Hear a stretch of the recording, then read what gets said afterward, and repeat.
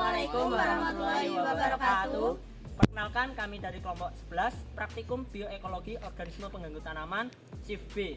Sebelum di sini kami akan menjelaskan terkait simptomatik. Sebelumnya perkenalkan kelompok kami.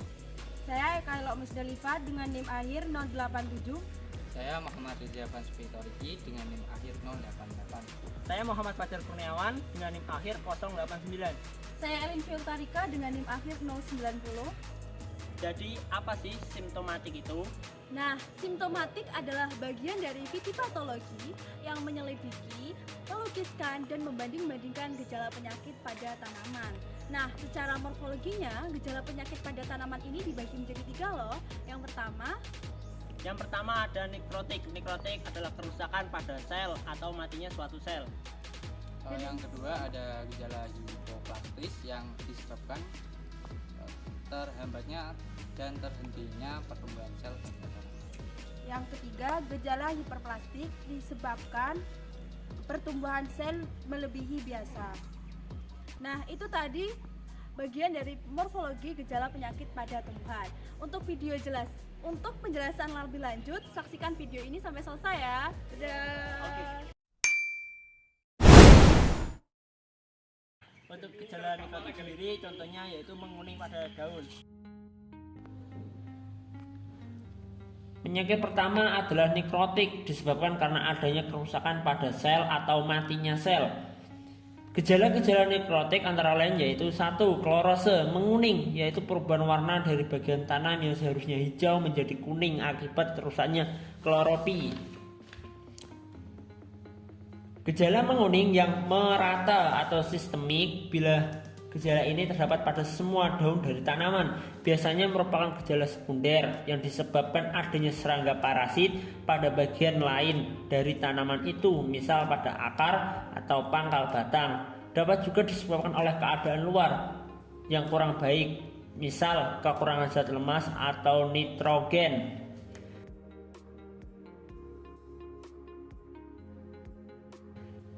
2. Kanker, adanya matinya sekumpulan sel pada bagian-bagian yang berkayu atau berkulit, batang, cabang, atau akar yang sifatnya setempat. Bagian yang mati mengering, berbatas tegas, mengedap, dan pecah-pecah, diikuti oleh rontoknya bagian terbatas kulit yang sakit sehingga tampak bagian kayunya. Ditetap luka kulus berkembang, contohnya kanker pada bidang sedapan karet yang menderita penyakit kanker garis disebabkan oleh Phytophthora palmivora.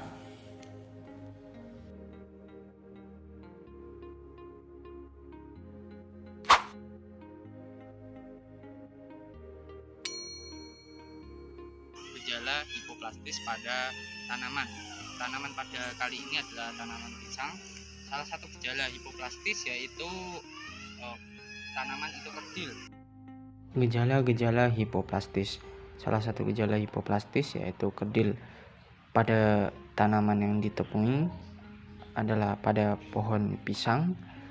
Penyakit kerdil pada pohon pisang atau yang bisa disebut BBTV, Banana Bunchy Top Virus, merupakan tanaman yang disebabkan oleh virus DNA tunggal melingkar dengan diameter 18 sampai 22.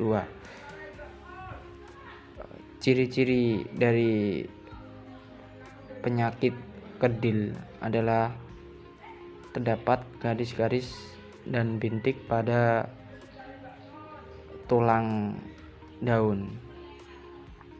Juga daun akan mudah patah. Selain itu, ciri yang paling umum adalah pohon pisang memiliki ukuran yang relatif kecil karena terjadinya penghambatan pertumbuhan pada bagian-bagian tanaman. Penyebaran penyakit kerdil dapat melalui serangga atau vektor atau melalui bahan tanam. Resiko atau akibat dari penyakit kedil tersebut adalah menyebabkan kerusakan pada organ tanaman, terutama pada daun, dan terhambatnya pertumbuhan pada bagian-bagian tanaman, sehingga berisiko menurunkan tingkat produktivitas tanaman pisang. Teman-teman saya jelaskan tentang simptomatik. Simptomatik itu terdiri dari 3 gejala, diantaranya gejala hipoplastis. Di sini gejala hipoplastis terdiri dari 3 bagian, diantaranya perubahan simetri. Yang kedua adalah perubahan simetri. Penyebab dari gejala ini karena terjadinya penyimpangan bentuk dan hambatan pertumbuhan pada bagian tertentu yang tidak disertai dengan hambatan pertumbuhan bagian lainnya. Ciri-ciri dari gejala ini, daunnya mengalami kelayuan sepihak. Artinya, setengah dari daun tersebut layu dan setengahnya tumbuh biasa. Risiko dari gejala ini adalah daun tembakau tidak sehat sehingga pertumbuhannya tidak baik.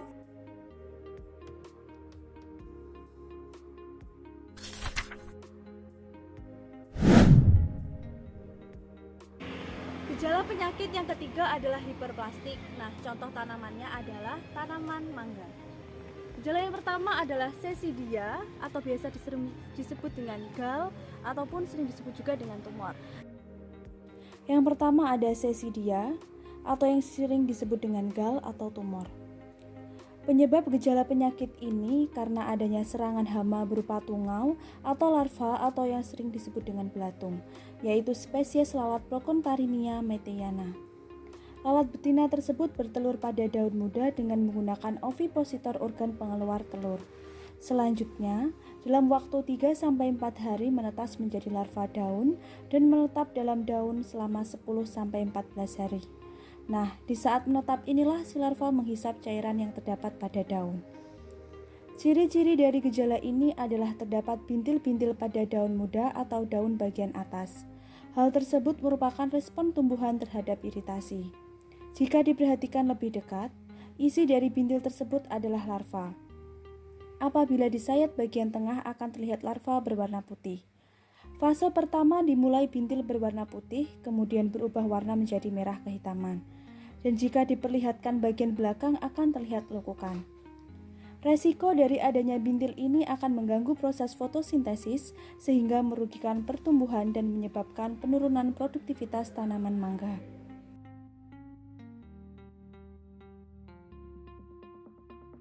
Penyakit yang kedua adalah mengkeriting atau menggulung.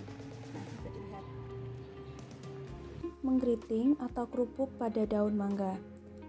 Penyebab gejala ini adalah akibat pertumbuhan yang tidak seimbang dari bagian-bagian daun, yang mana dipicu oleh hama yang merusak daun. Ciri-ciri dari gejala ini adalah ujung daun menggulung dan daunnya mengkeriting. Resiko yang disebabkan akibat daun menggulung adalah daun mangga menjadi tidak sehat, sehingga pertumbuhannya menjadi tidak baik.